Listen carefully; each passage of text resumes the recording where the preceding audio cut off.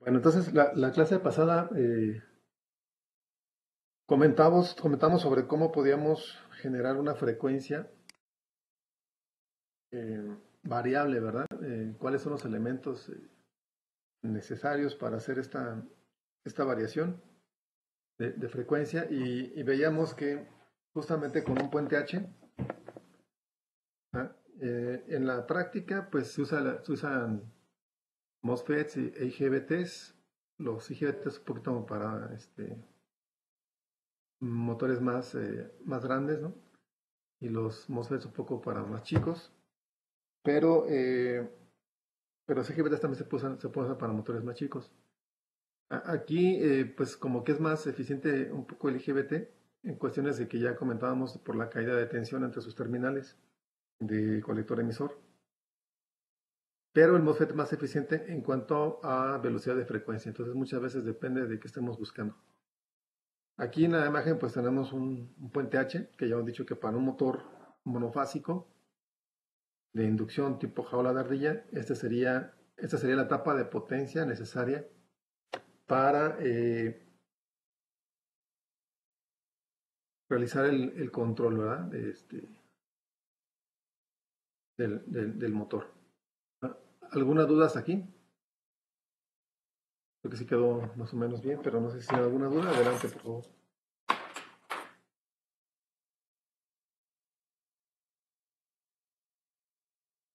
¿Todo bien? Bueno, entonces, acuérdense que ok, la idea es hacer pasar la corriente por el motor en un sentido y luego en el otro sentido. Entonces, por eso intercambiamos los pares opuestos, digamos, diagonalmente, son los que vamos a estar intercambiando para estar haciendo el switcheo, ¿no? Primero uno, luego el otro, y así vamos a estar cambiando los pares de transistores. Eh, Recuerden que los MOSFETs pues, y los IGBT siguen siendo transistores, ¿no? Todos son transistores. Entonces, los pares de transistores vamos a estarlos intercambiando y eso nos va a dar pues una frecuencia, ¿no? Originalmente habíamos visto que si controlábamos el tiempo en 8.3 milisegundos cada par encendido, pues obviamente nos daría 60 Hz, ¿no? Y nos quedamos justamente en la parte en que comentábamos sobre que un tren de pulsos, bueno, una señal alterna cuadrada, es la que se usaba hace años para el control de motores de corriente alterna. ¿Recuerdan qué fenómeno se origina esto? Vibraciones en el motor. Vibraciones del motor, exactamente, ¿no? Vibraciones y calentamiento, ¿de acuerdo? Por eso no Ok. es, ajá, no es la, digamos, la práctica más recomendada, ¿verdad? Hacer el uso de la señal de esta manera. Entonces, la idea es suavizarlo, no tanto con un filtro, sino más bien con una técnica. Bueno, ¿cómo se les ocurriría suavizar esa señal? Voy a ponerles el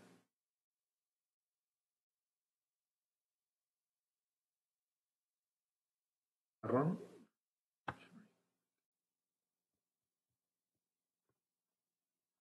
Ustedes me dicen si veis bien. Ahora empezaron la clase pasada.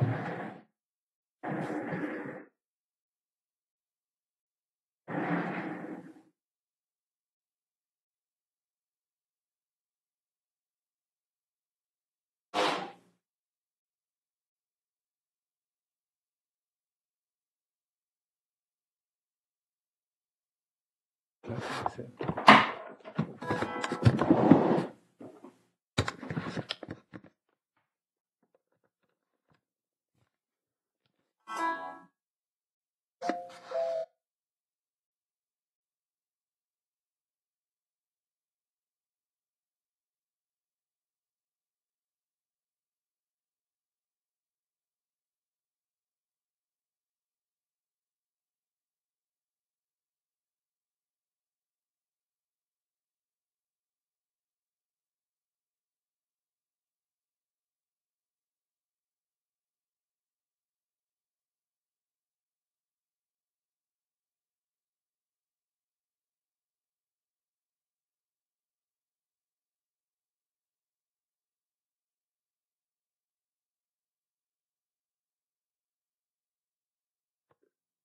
¿Me escuchas?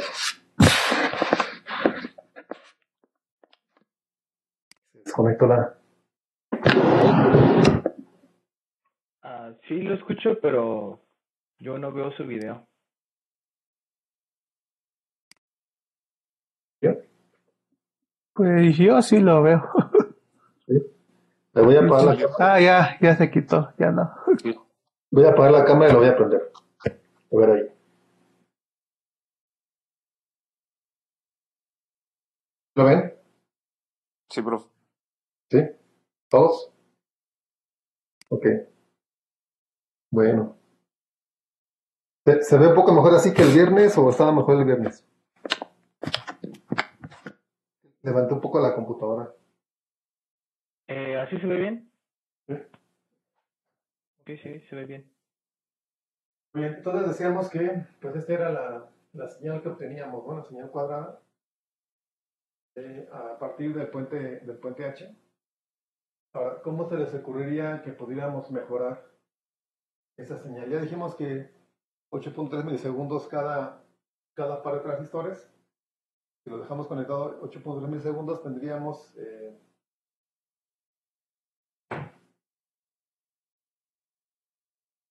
60 Hz, ¿no? Si quisiéramos bajar la frecuencia a 30 Hz, ¿cómo le harían? Igual vamos a generar un pulso cuadrado, pero ahora de 30 Hz, ¿cómo lo harían?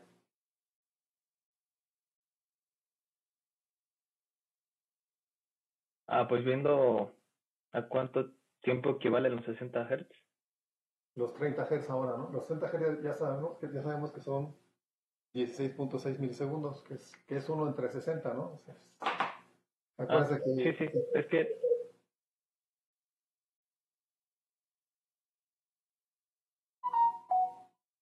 acuérdense que frecuencia es igual a 1 entre periodo y nos da 16.66, ¿no? Milisegundos. Pero ahora si queremos 30 Hz, ¿cómo lo harían?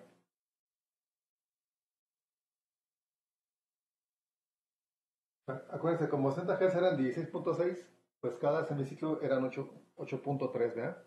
Ahora, ¿cómo le harían pues si queremos 30 la Hz? mitad, ¿no? Exactamente, ¿no?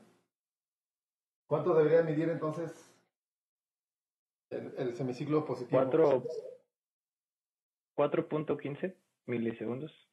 No, porque eso nos daría 120 Hz. Entonces el doble, ¿no? 16.6. Abusados. Cada uno de estos tendría que valer ahora 16.66 milisegundos. Sí, sí. ¿Sí? Cada semiciclo. Igual el negativo, ¿no? 16.66. ¿Vale? Y haríamos lo mismo, cada uno sería 16.6, 16.6.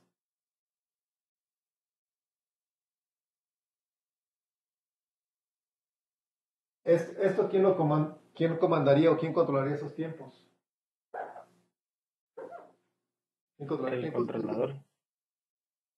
Realmente puede ser ahí un procesador digital. Todos los variadores de frecuencias modernos, sin excepción, traen algún procesador digital, ¿no?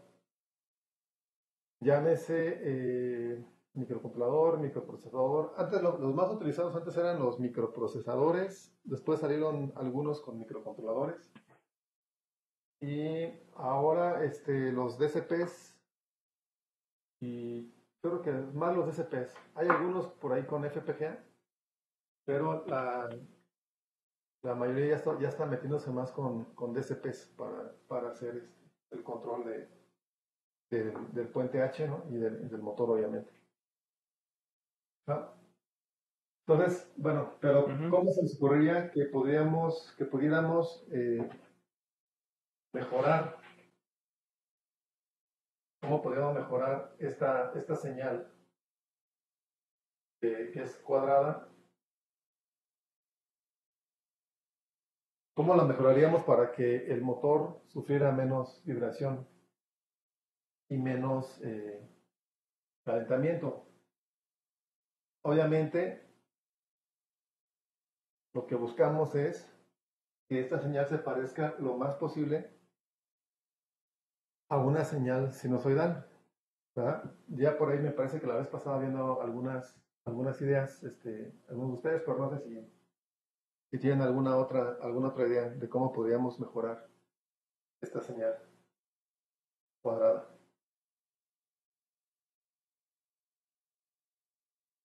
Con capacitores. Con capacitores, pues no, como que no sería una solución así muy dramática. A ver, ¿alguien más que dé otra idea?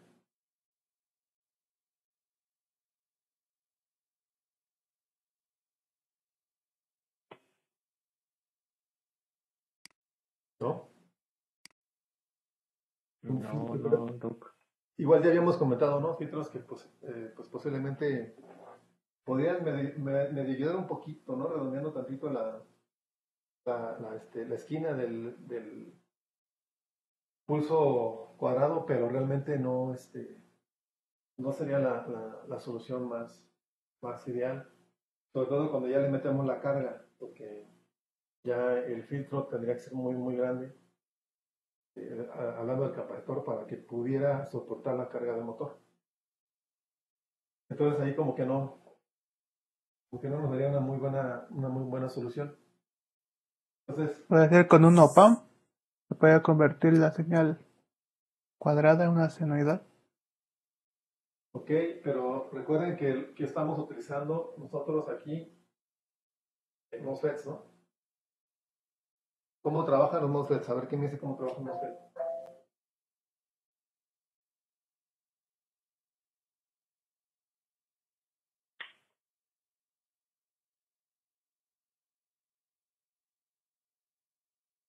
MOSFET o IGBT trabajan del lado de este lado del gate, trabajan igual. Los MOSFETs y los IGBTs trabajan igual de este lado del gate. ¿Cómo trabaja un MOSFET? ¿Qué me puede decir? ¿Cómo se dispara? Se dispara por voltaje, ¿verdad? Ajá, sí. Y trabajan como on-off, ¿verdad? No tenemos una salida analógica, entonces si tú le metes aquí, digamos, una señal analógica, pues la respuesta va a ser que se va a disparar y se va a apagar de todos modos cuando alcance un nivel de voltaje y voy a tener el mismo resultado. Ujú. Mm, Entonces la respuesta, Pero si se hace la salida, ¿sería lo mismo? O sea, ya tenemos la salida cuadrada y esa la hacemos la conversión. no, pero imagínate, vas a meter aquí un motor de 10 HPs. ¿Qué OPAM soporta un motor de 10 HPs? No. No, los OPAM son para señal, ¿verdad? No para potencia. Hay algunos diseños de potencia, pero no para estos casos.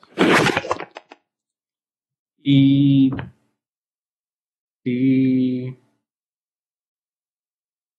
dice que es con puro transistor, ¿verdad? Bueno, ¿Es la pista? ¿Perdón? La pista sería como que tenemos que ocupar puro MOSFET o IGBT. Pues sí, porque son los más rápidos en switcheo, ¿no? Ok, pues no sé, yo como le comentaba la vez pasada, switcharía durante todo ese intervalo de esos 16 milisegundos de la mitad yo switcharía el, el puente H. Bueno, pero no, creo que no va por ahí. Olvídalo. Ok.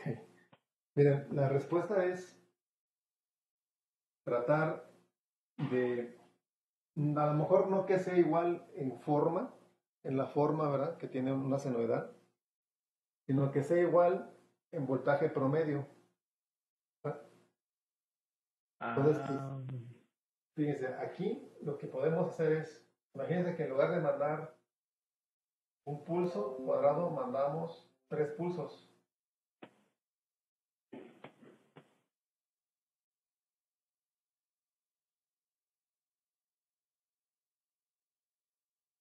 Imagínense que mandamos eso durante 16.6 milisegundos. Esto ya es más suave para el motor, porque ya en donde la señal sinodal va subiendo, voy a borrar el puertecito de aquí, ya sabemos cómo va, ¿no?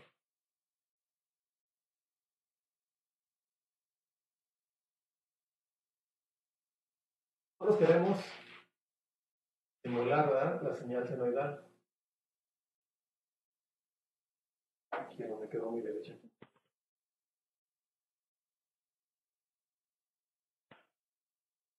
¿No? Queremos simular la señal senoidal. Entonces, si le damos, como aquí la señal tiene menos voltaje, le damos un voltaje también más pequeño. No le damos todo el tiempo. Y en medio tenemos más voltaje.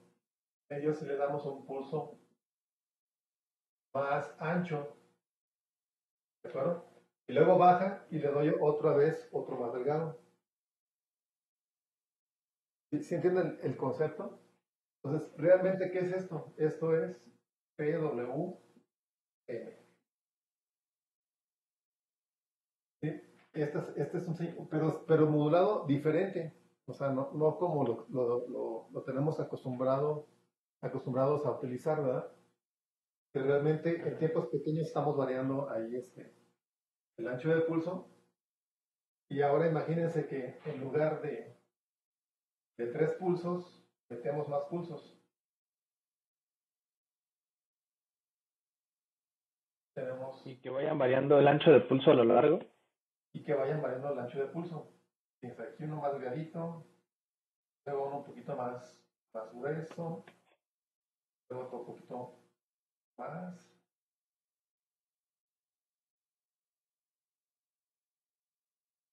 Aquí, por ejemplo, ya podría yo meter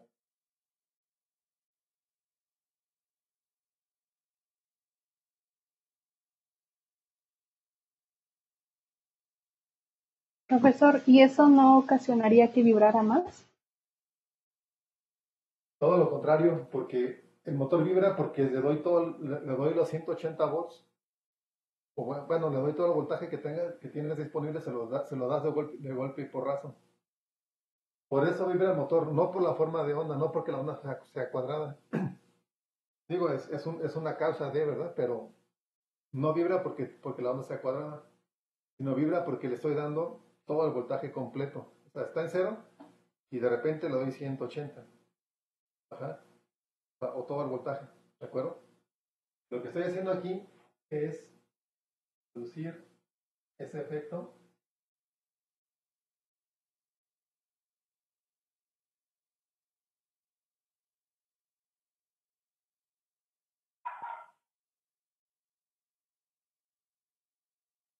¿De acuerdo? La idea cuál es? La idea es ir creciendo el ancho de pulso. Primero más pequeño, luego más grande, y en medio es el más grande. Luego empieza a reducir otra vez, porque así es la naturaleza de la señal alterna, ¿no? Empieza a subir y luego baja. Entonces, la idea es que cuando yo obtenga el voltaje promedio de esa señal,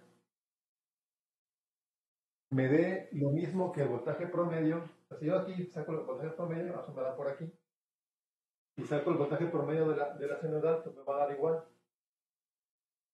Acuérdense que en ondas senoidales tengo el VM, ¿no? Voltaje medio. Este voltaje es el mismo que yo tendría que obtener aquí con la señal de PWM. No el voltaje pico, sino el voltaje medio, ni el eficaz. El voltaje medio, el voltaje promedio. Ese es el que yo tendría que obtener aquí y acá. Bueno, eso es lo que se busca. Eso es lo que me daría realmente que el motor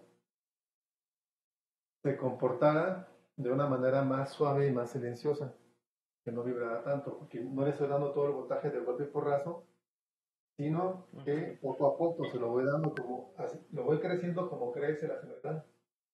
¿Entienden la idea? Entonces, al final el voltaje promedio es lo mismo que la senoidal, aquí en el PWM. la señal de PWM. Eso es lo que se busca. Y mientras más pulsos podamos meter aquí, pues va a ser más fino el comportamiento. Acuérdense que finalmente el motor pues no ve esos pulsos tan rápido, ¿no? O sea, él ve nada más el voltaje promedio. El motor no ve esos pulsitos que si aquí fueran 180 volts en este punto, como la vez pasada por ahí obtuvimos, ¿no? 180 volts, un promedio más o menos del voltaje de la línea.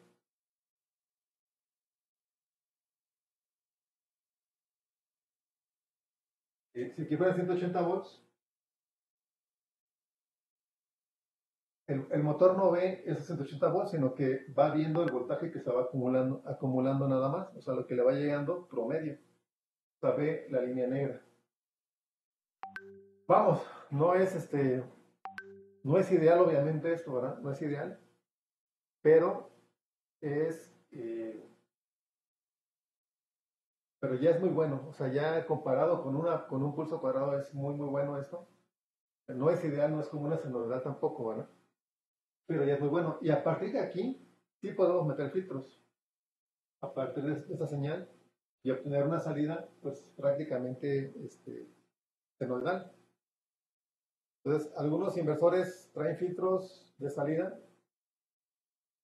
otros realmente no lo traen, sino que mandan directo porque, como finalmente, como les comento, el motor ve el voltaje promedio.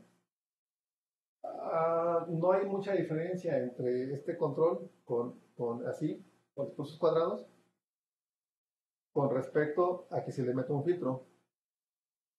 Bueno, para un motor. Hay otras aplicaciones donde sí se meten filtros, pero aquí los motores se pueden meter y sí se llegan a meter cuando está la aplicación muy comprometida, que el motor está a su límite y cuestiones así. Sí se llegan a meter los filtros. En general, no, en general se usa así la señal como la vemos aquí en el pizarro, ¿no? Así una señal cuadrada, pues, pero de pequeños pulsitos, ¿no? Que va creciendo, en medio es más grande y luego empieza a decrecer, que va siguiendo, entonces para ir siguiendo a la señal que nos da, ¿no? Ya el promedio aquí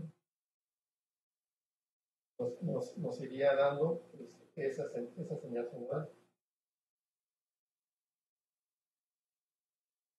El promedio sería una senoidal, una senoide. ¿De acuerdo? ¿Entiende bien? ¿Alguna De pregunta? acuerdo. ¿Alguna pregunta? La capacidad para hacer, pues, la cantidad de pulsos ya dependerá también de la resolución del controlador. Sí, ahí va a depender mucho del procesador digital que estén utilizando. Va a depender mucho de eso. Ok. Por ejemplo, miren, cuando les comenté que yo hice un variador de frecuencias. Bueno, hice uno para motor monofásico y uno para motor trifásico, que les platiqué la semana pasada, el viernes. Yo le metí a 60 Hz, le llegué a meter 80 pulsos aquí. 80 pulsos. O sea, aquí tenemos 1, 2, 3, 4, 5, 6, 7, ¿no? Bueno, en el semiciclo positivo y obviamente también en el negativo, le metí hasta 80 pulsos. Bueno, de hecho trabajé con 80 pulsos. Imagínense aquí pequeños, 80 pulsitos, ¿no? Sí, son un buen. Ahí va a depender mucho del procesador. En aquel entonces utilizaba un microcontrolador que era el más avanzado. Era un híbrido entre microcontrolador y microprocesador para el monofásico.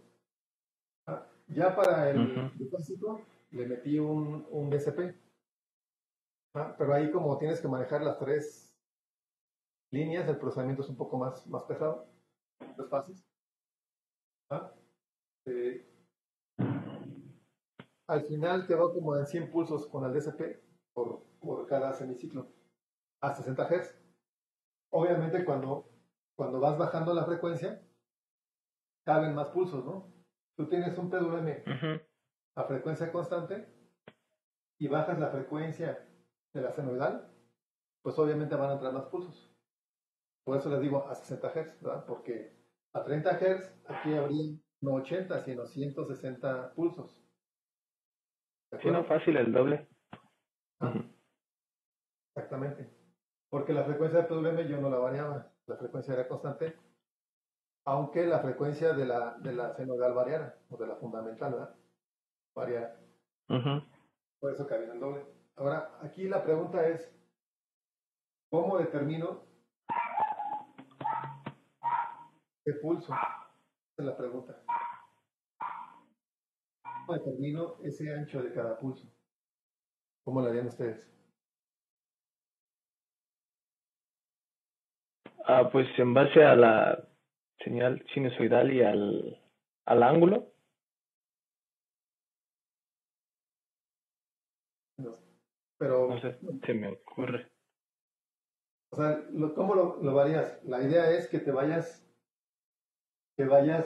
apegándote a la senoidal, ¿verdad? Entonces, ¿cómo le harían para que este ancho y luego este ancho y este ancho, todos esos anchos me representaran la senoidal? Pues sería de encontrar una función que nos relacione la frecuencia con la señal sinusoidal y el ángulo, ¿no? Es que no sería la frecuencia, sería el ancho del pulso con la señal Ah, ok. sinusoidal. Pues el ancho del pulso ya sabemos que tiene una altura, ¿no? Una altura determinada. Lo que Ajá, buscamos es el ancho. lo que Y queremos la es el señal ancho. sinusoidal también ya está determinada. Entonces simplemente pues tendríamos que igualar la ecuación del área bajo la curva de donde vaya avanzando la sinusoidal con el ancho del pulso. No sé si se puede hacer. Sí, se puede hacer, si tú mides el área, o sea, tienes que calcular la integral, ¿verdad? Para evaluar el área. Y aquí tienes que calcular una integral digital, ¿ah? ¿De acuerdo? Entonces, podríamos utilizar integración de rectángulos simplemente y acá una integral. El problema es que sí, el igualar esta área digital con la analógica, digamos, en tiempo real no es tan sencillo. Entonces, para eso hay un método que viene justamente en los apuntes. Hay un método que es intersectar la sinodal con una señal triangular y eso nos va arrojando los anchos de los pulsos. Y no tengo que hacer toda esa,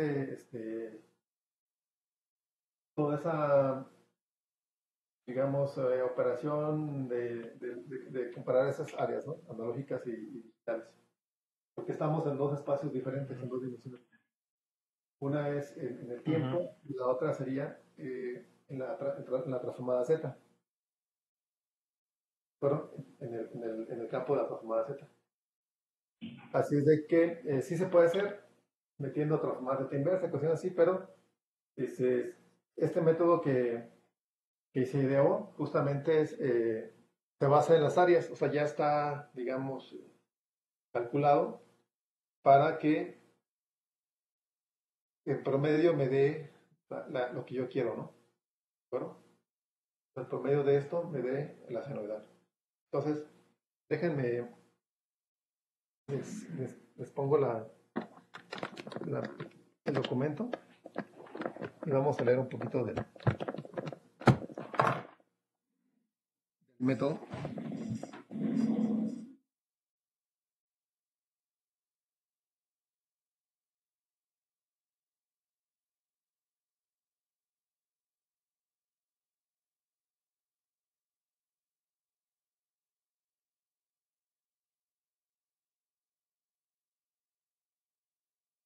Bueno,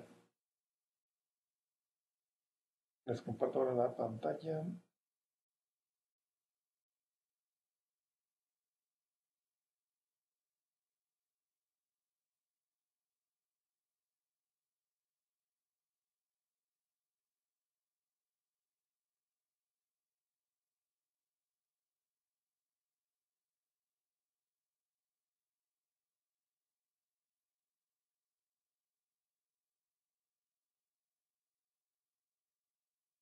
Bien. ¿Sí están viendo la pantalla, verdad?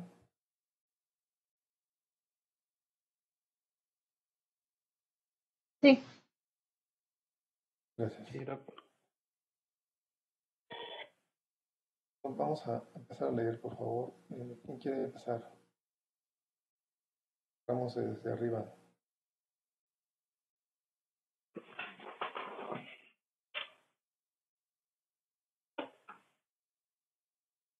Vamos a empezar desde arriba.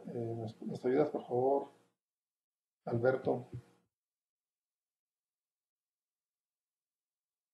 De sus cámaras, por favor.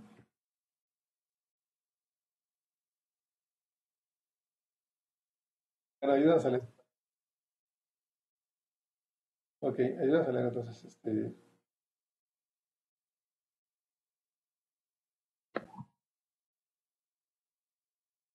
Sí,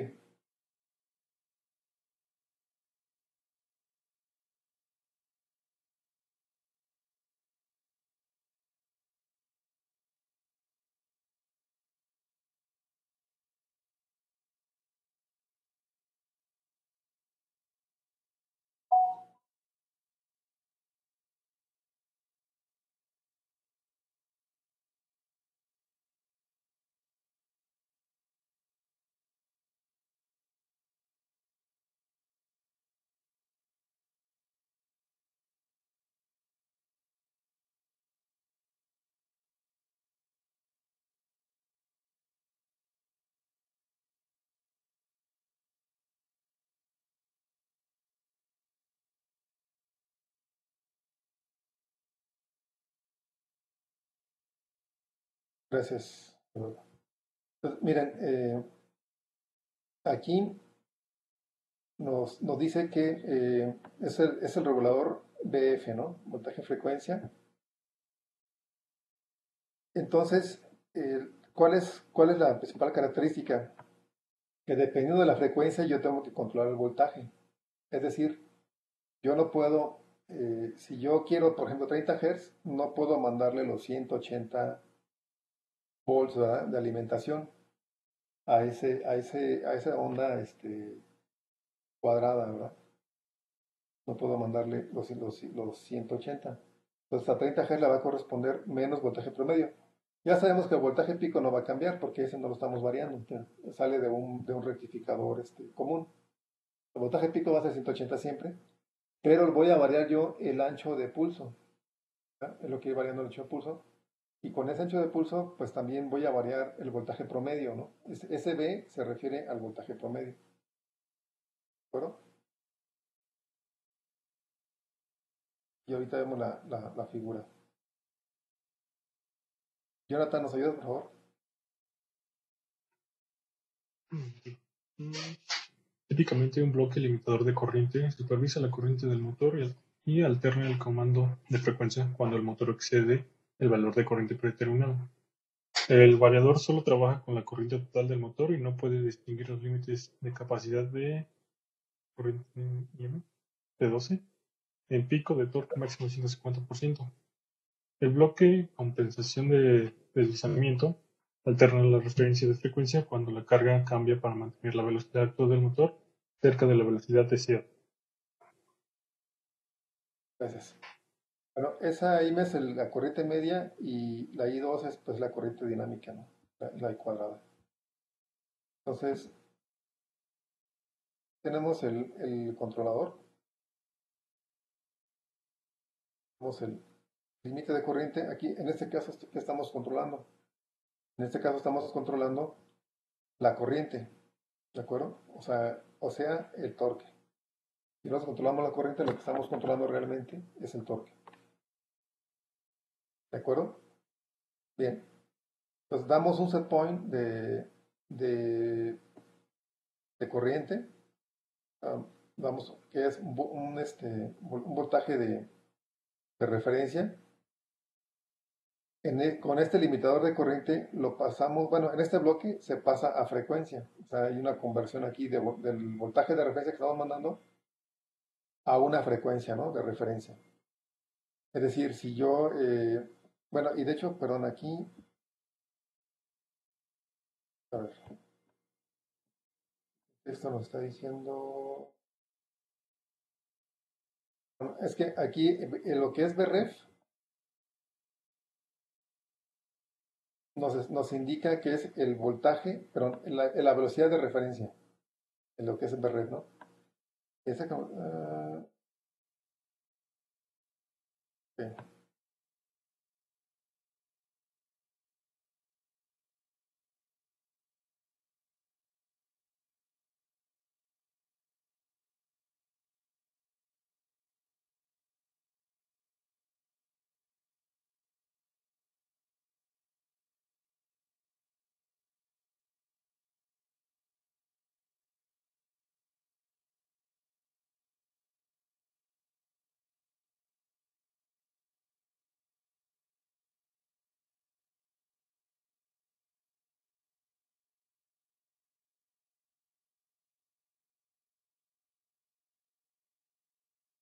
Sí.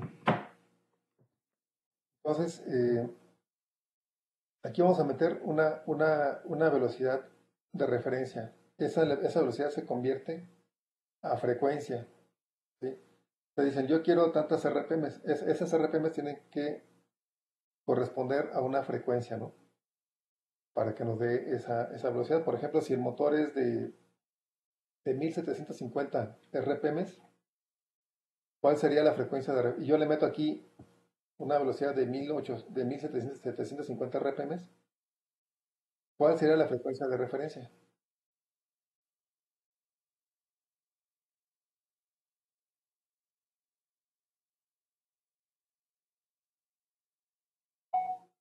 A ver, ¿qué me puede decir? ¿Cuál sería la frecuencia de referencia? Si la velocidad... Fíjense, el motor es de 1750 RPMs y yo le doy una velocidad de referencia de 1750 RPMs. ¿Cuál debería ser la frecuencia de referencia?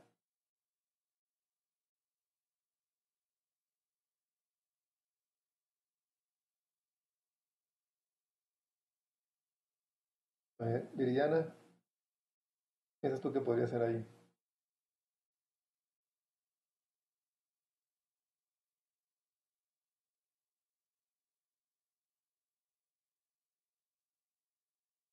¿Me escuchas, Viri? ¿Podría ser la frecuencia máxima? Sí, sí, aquí estoy. Ok. Y pues es que no sé si aplique lo mismo de la relación de 2pi por la frecuencia es igual a la velocidad. Pero No, bueno, no aquí creo que... está muy sencillo, ¿no? O sea, si yo quiero la velocidad, fíjense, quiero la velocidad máxima del motor, para la que está calculado, para la que está diseñado, ¿verdad? Un motor convencional, yo lo conecto a la línea normal de voltaje y es de 1750 RPMs, ¿a cuánto giraría?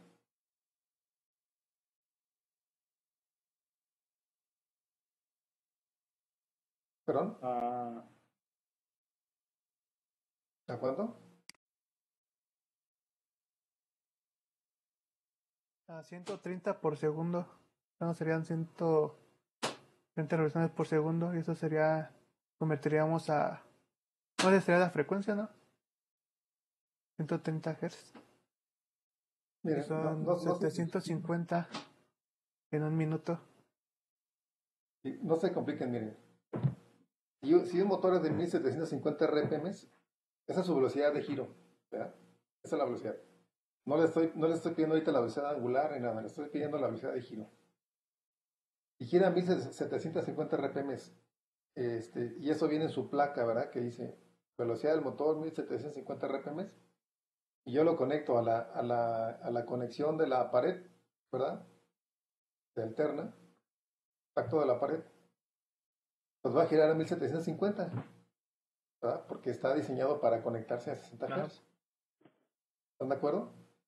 Pues, Sí, así, sí. si en la placa dice 1750 RPM y lo conecto a la línea para la que está diseñado que se conecte, que es al tomacorriente de la pared, pues me va a dar los mismos 1750. ¿Estamos de acuerdo? De ¿Vale? acuerdo.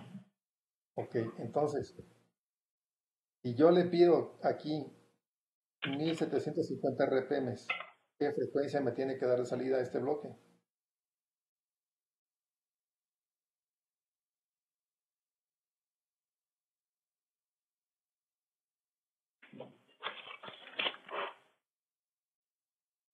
¿60? No, 60 Hz, ¿sí? Porque está 60 diseñado para, Hz. Ajá. exactamente, porque está diseñado para que a 60 Hz me dé 1750 RPMs, ¿no? Entonces, obviamente, yo le meto aquí 1750 y me tiene que sacar 60 Hz, ¿vale? Y ya después todo este proceso del BF, del control de voltaje y las señales del gate, pues van a corresponder a una frecuencia de salida del puente inversor de 60 Hz. ¿De acuerdo? Si yo le bajo Ujú. la frecuencia, yo le bajo la frecuencia ahí, bueno, pero si le bajo la velocidad, ¿qué va a pasar? Por ejemplo, si yo quiero la mitad de la velocidad, ¿verdad? Que serían, que son 875, ¿no? Es 1750, 875. Yo le pongo aquí 875, pues aquí me va a sacar 30 Hz. Y con 30 Hz, pues obviamente va a ir el motor a la mitad de la velocidad. ¿Estamos de acuerdo? Y así, o sea, yo voy variando la velocidad que yo quiero y la frecuencia va a ir variando también. Obviamente esto no tiene que ser necesariamente así. Por ejemplo, yo como lo hacía es que le metía un potenciómetro. El potenciómetro iba conectado al pedal de la máquina de coser que vimos el viernes, que nos enseñó el video Viridiana. Nos hizo favor de mostrar ahí sus máquinas. Entonces, el potenciómetro iba conectado al pedal de la máquina, ese pedal que nos mostró Viri de sus máquinas. Se va conectado ahí. Conforme apretaban el pedal, el potenciómetro se iba moviendo. Y ese potenciómetro, pues lo que me daba era un voltaje de salida. Y ese voltaje, simple y sencillamente, yo lo convertía a frecuencia. ¿Verdad? Lo convertía a frecuencia. Yo tenía un recorrido del potenciómetro de 0 al 100%, ¿verdad? O sea, ese es el recorrido del potenciómetro. Digamos que si yo lo alimentaba con 10 voltios, bueno, con 5 voltios vamos a poner, que de hecho lo alimentaba con 5, pues a 2.5, ¿qué significaba? ¿Qué velocidad, qué frecuencia significaba? ¿Ah? A 2.5 voltios. La mitad. La mitad, justamente. O sea, 30 Hz. ¿Estamos de acuerdo? Entonces, si el voltaje del potenciómetro variaba de 0 a 5 volts, bueno, la salida del potenciómetro de 0 a 5, pues obviamente 5 volts correspondía a 60 Hz, ¿verdad? Y ya por una regla de 3 ya voy sacando todas las demás, ¿no? Me llegan 2.5, pues corresponde a 30 Hz. ¿Estamos de acuerdo? Y así es como se puede hacer si no quiero pasar por velocidad, ¿no? ¿De acuerdo? Y también lo que hay que ver un poco es cómo se comporta el motor. Luego los motores pueden variar un poquito. Entonces los motores luego a baja frecuencia, yo le doy más voltaje del adecuado, se sobrecalienta. Es de que hay que tener cuidado con eso.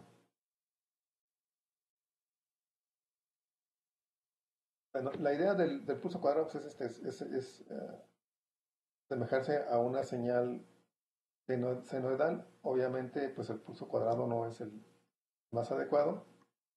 Y ya que yo sé que el pulso cuadrado no es el más adecuado, entramos entonces al método conocido como seno PWM. ¿Va? Este seno PWM ya es el que me va a convertir el voltaje de la señal senoidal al PWM adecuado. ¿De acuerdo?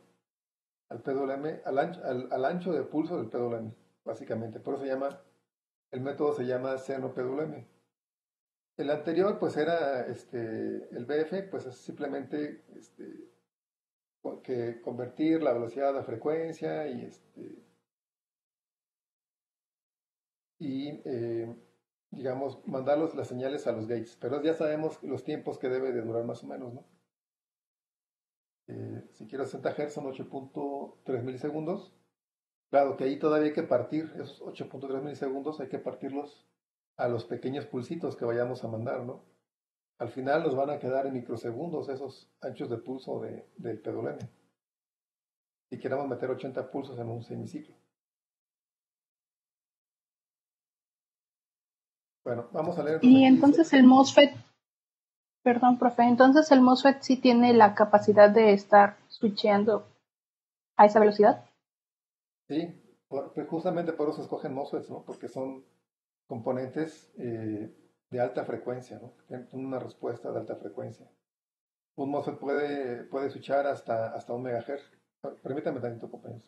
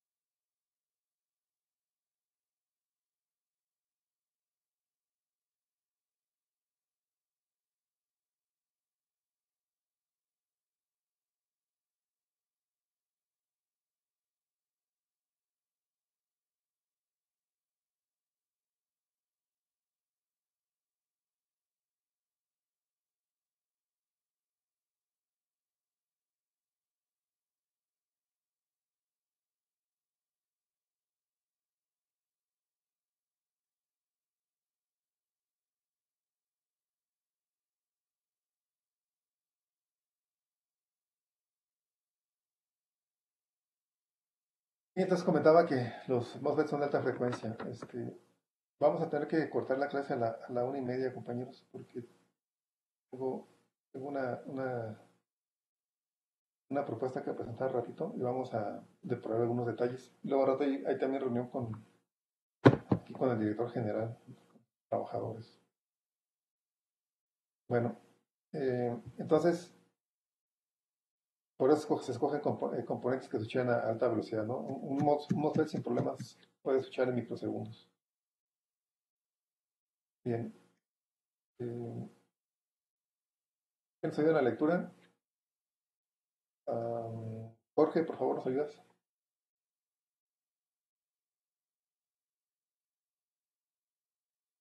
Voltaje seno guión M. La figura no muestra Casi no te escuchamos. Los demás inversor compañeros. trifásico en puente. La amplitud BD de dicha onda es igual a la. Casi no te Y escuchamos. ahora, No, bueno, es se que escucha cortado. Ok. ¿Tú nos escuchas bien, Jorge? yo sí los escucho bien. Sí. Es de cuando van. Si apaga su video a lo mejor y se escucha mejor porque, por ejemplo, yo también tengo mala señal y si apago mi video se escucha mejor. Ya Profe, me igual por eso escuchan lo... mejor. Ok, a ver así, Jorge. Sí, ¿me escuchan mejor así? Sí, de hecho sí. Ok, bueno, es que ya apagué el video. Voltaje seno PWM. La figura 9 muestra en forma detallada la onda seno PWM. de salida del inversor trifásico en puente. La amplitud BD de dicha onda es igual a la barra de voltaje DC, bornes de DC positivo a DC negativo, de entrada al circuito inversor.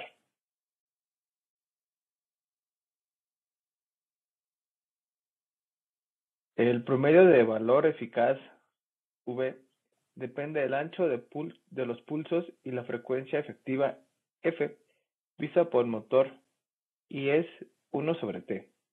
La velocidad de conmutación de los transistores es 1/T minúscula, denominada frecuencia portadora.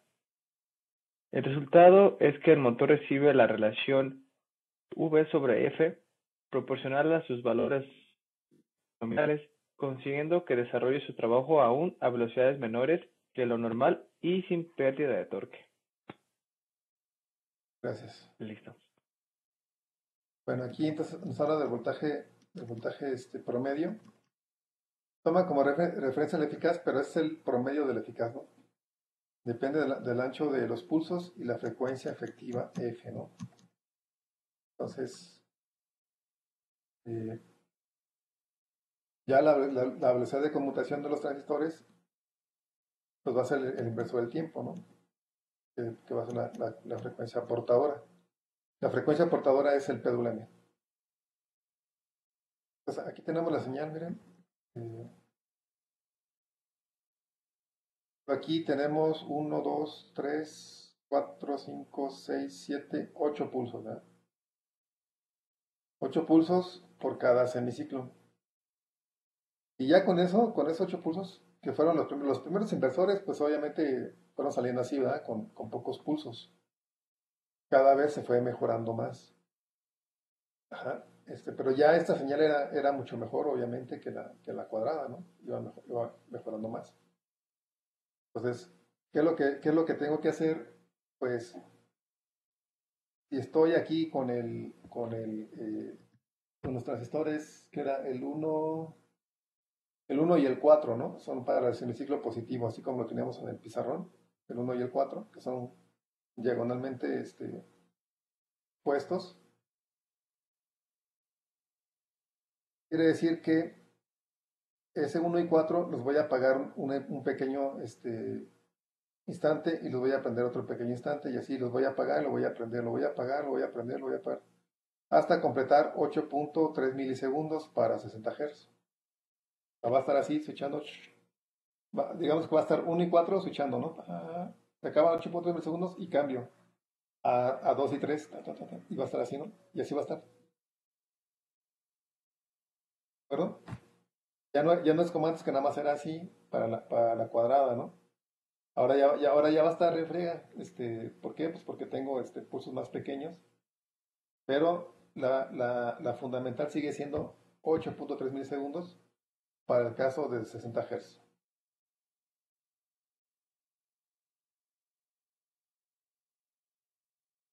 Tenemos otro ejemplo, ¿no? Aquí tenemos 1, 2, 3, 4, 5, 6, 7, 8. Aquí tenemos 9 pulsos. De hecho, esta imagen la saqué de mi tesis de licenciatura, que la hice basada justamente en los variadores de frecuencia que desarrollé aquí. Y ahora viene lo interesante, lo que les había comentado, ¿verdad? ¿Cómo genero esa intersección? Bueno, más bien cómo genero ese ancho de pulso, ¿verdad? Y es con la intersección de una señal triangular con una sinusoidal.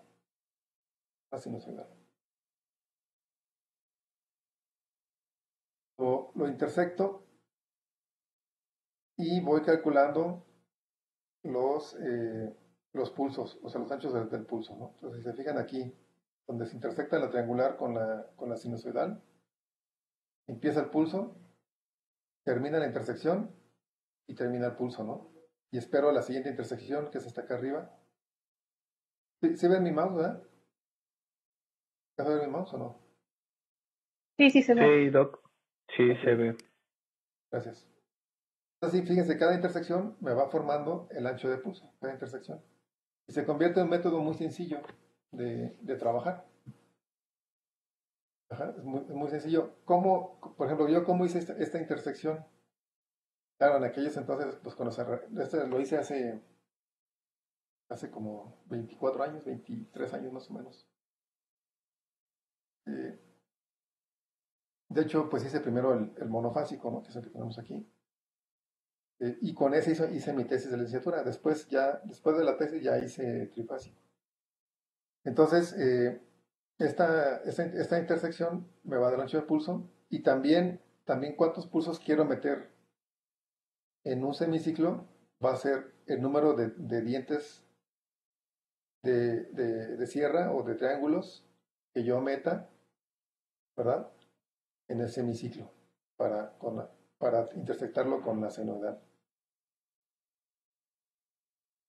Entonces, ¿cómo lo hice yo? Te digo, pues en la clase ya tiene tiempo. Yo hice esa intersección de la senoidal con la triangular, lo hice en C, lo programé en lenguaje C.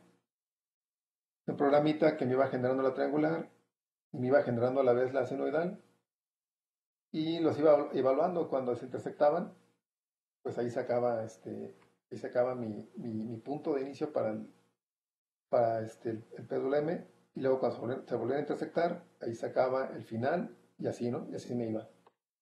Entonces, eso lo hice en C, en una computadora externa, ¿va? Y luego esos datos los pasé a una tabla dinámica que, que programé en las memorias. De hecho, para este proyecto utilicé 64K de memoria, que realmente para aquel entonces 64K era un montón de código, ¿no? Un montón de tablitas, porque hacía una tabla para cada frecuencia diferente, una tabla diferente. Entonces, por ejemplo, si querían una resolución de velocidad de 0.5 Hz en 0.5 Hz, pues para 60 Hz eran 120 tablas, ¿no? 120 tablas que contenían los tiempos de estas intersecciones. Después ya esas tablas las metía, les digo, en la memoria, en memorias externas para el microcontrolador, que era un híbrido entre micro y microcontrolador y microprocesador. Por eso podía yo expandir memoria externa. Y entonces el micro jalaba esos datos, accesaba a las tablas y iba jalando los datos para ir cambiando el PWM. ¿Ah? De hecho, ese microcontrolador ni siquiera generaba PWM como hoy en día, ¿no? Que ya traen sus señales de salida de PWM. No, yo lo tenía que hacer con interrupciones. Entonces, con esos datos los alimentaba a los timers. A los tiempos que sacaba de las tablas los alimentaba a los timers. Y con eso iba generando los PWMs para cada transistor. Así fue como lo hice en aquel entonces. La verdad fue mucho trabajo, ¿eh? Fue varias desveladas para sacar este proyecto que no era nada sencillo. Yo creo que uno de los drivers más complejos son los variadores de frecuencia, más complejos de realizar. Y temas también de potencia, ¿no? Lo que les comentaba, ¿no? Que si de repente se activaba por algún ruido eléctrico o electromagnético, se activaban los dos transistores de la misma rama, ¿ah? Digamos el 1 y el 3, así como lo teníamos antes, pues hay un corto, ¿no? Ya lo habíamos comentado en otras clases. Hay un corto, y pues te echabas los MOSFETs. O sea, yo creo que me llegué a echar como unos 7, 8 MOSFETs, más o menos, ¿no? Hasta que finalmente encontré bien la forma de cómo protegerlo. Porque yo también primero ponía fusibles de alta respuesta, de fusión rápida, pero estaban igual de caros que los MOSFETs, entonces no, como que no valía mucho la pena, ¿no? Y ya después fui encontrándole cómo protegerlo, ¿no? Y ya lo comentamos, ¿no? Puse un circuito convencional ahí entre las compuertas. Entonces, ya con eso quedó, ¿no? Entonces aquí, miren, la onda de voltaje producida por el variador tipo PWM se denomina seno PWM y es producto del trabajo a gran velocidad, llegando hasta 20 kHz, de los transistores, los cuales son comandados por medio de sofisticados circuitos o sofisticados circuitos de control microcomputarizado. O sea, básicamente un procesador digital. Ajá. Entonces, igual lo que les mencionaba, ¿no? Más o menos las frecuencias más altas que se manejan son de 20 kHz. 20 kHz. Frecuencia no del motor, frecuencia de switcheo del PWM, no de la frecuencia del motor. La frecuencia del motor, lo más que he visto que la llegan a subir es 120 Hz, la fundamental, ¿no? La que va el motor, pues, con la senoidal, como quien dice. Ya también lo habíamos platicado, pero la frecuencia de switcheo del PWM se maneja hasta 20 kHz, normalmente. Puede haber de mayor o menor, ¿no?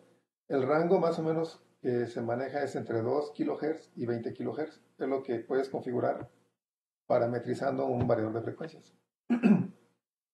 ¿De acuerdo? Eso es ajustable.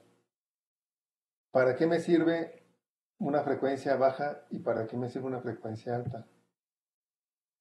La frecuencia alta, ya habíamos comentado también, me da, digamos, un contenido de armónico más bajo, es decir, de amplitud más baja, porque los armónicos que empiezan a crecer son los de alta frecuencia y esos son los que menos nos pegan porque son los más pequeños. Pero pues hay un mayor estrés de los componentes de potencia, en este caso de los MOSFETs o los IGBTs, entonces tengo más calentamiento. En el caso de manejar menor frecuencia, pues la ventaja es que tengo menos calentamiento de la potencia, o sea, de los transistores, y hay como un mejor rendimiento, ¿no? O sea, como que como responden mejor los transistores, en general el variador responde mejor, pero la desventaja es que genera más ruido. Los armónicos más bajos me pegan más que los armónicos que a frecuencias más altas, ¿no? Entonces hay más ruido eléctrico en la línea que puede afectar tanto al control del variador como a equipos que estén cerca del variador. ¿De acuerdo? Bueno, ¿alguna pregunta, compañeros? ¿Sí se entendió bien el método seno-PWM?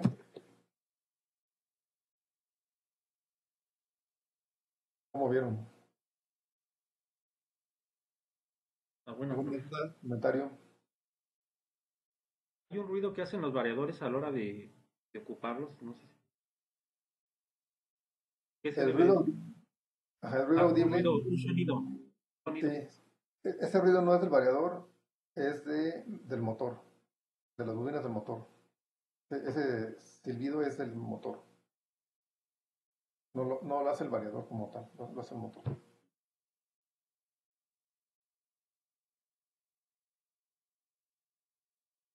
Como vieron el método, está padre, ¿no? Está fácil está entendible, ¿no? Sí, ya cuando empiezas a juntar todo, realmente se vuelve muy complejo el sistema, pero vamos, es fácil de digerir y de entender, ¿no? Entonces, Sí, está interesante. ajá, realmente. Y La hoy en día, manufactura debe haber estado buena, ¿no? sí, estaba extenuante. Correcto. Pero pues al final, funcionó bastante bien, ¿no? Y ya les platiqué esa parte también. Bueno, pues con eso terminamos el tema de variadores de frecuencia y motores de corriente alterna. Es un tema bastante interesante. Hoy en día los variadores siguen teniendo también la técnica CNPWM, pero agregan otras técnicas, como es el control vectorial y más recientemente el control de reluctancia. Pues hacen más eficiente el control, sin embargo, no hay tanta diferencia, ¿no? O sea, realmente, si ustedes diseñan un buen variador con el CNPWM, yo lo hice, aquí conseguimos un variador de frecuencias Danfoss, de la marca Danfoss, y comparamos mi variador con el Danfoss y realmente no había gran diferencia, ¿no? O sea, realmente el motor, así como lo diseñé, no se calentaba mucho, tenía buena potencia, tenía buen par de arranque, etcétera, ¿no? Entonces, no, lo que sí, a lo mejor el Danfoss tenía como que más funcioncitas, ¿no? Pero para otras cosas que no ocupábamos para este proyecto, ¿no? Yo el variador lo hice a la medida y expreso para ese proyecto, lo que le hacía también, pues, que fuera mucho más económico, ¿no? Por ejemplo, a mí un variador, en aquel entonces, todavía me acuerdo de los precios, ¿no? Me salían 2,000 pesos fabricarlo. Ajá. Sin embargo, un Danfoss costaba como entre 8,000 y 10,000 pesos. Así es de que, pues obviamente el proyecto era bastante justificable y esa diferencia, pues, en parte era también debida a que mi variador estaba muy enfocado a la aplicación, ¿verdad? No tenía otras funciones las que nos ocupaban y que habían que meter más cosas, más componentes, etcétera, ¿no? Que hubieran encarecido el desarrollo. ¿De acuerdo? Bueno, compañeros, entonces nos vemos el viernes. ¿De acuerdo? Vamos a dejarle aquí, les comento que tengo ahorita que trabajar en otra cosa. Ya me están mandando mensaje. Nos Sale, vemos profe. el viernes, continuamos con servomotores. Lo voy a dar más cortito ese de servomotores porque ya no es mucho tiempo. A eso le iba a preguntar. Ajá. Se supone que el cuatri se acaba pues ya este mes, ¿no? Tú ya solo nos querían como 3 clases. Sí, ya estamos por terminar y la verdad que vamos atrasadones. Lo que yo les comentaba es que en la última semana podríamos ver ahí otras clases para ponerse un poco al corriente. También el tema de la pandemia como que uno avanza un poco más lento, ¿no? No sé por qué, pero avanza uno más lento también. Juan Manuel se tardó mucho también en la parte de neumática hidráulica. Entonces, sí vamos un poco atrasados también por la situación que no nos deja mucho avanzar. Pero yo creo que el próximo tema vamos a verlo rápido porque se basa mucho en la parte de control de los motores de AC. Nada más cambia el método, ¿no? A ver si lo vemos en una clase prácticamente. Y ya pasamos a PLCs y robótica, ¿no? A ver para qué nos da tiempo para qué tanto nos da tiempo de ver. ¿Vale? Ok. Bueno, compañeros, así quedamos pendientes entonces. Dale, Sí, profe, hasta está luego. bien. Gracias. Hasta luego. Esto Buen inicio de semana. es igual. Luego.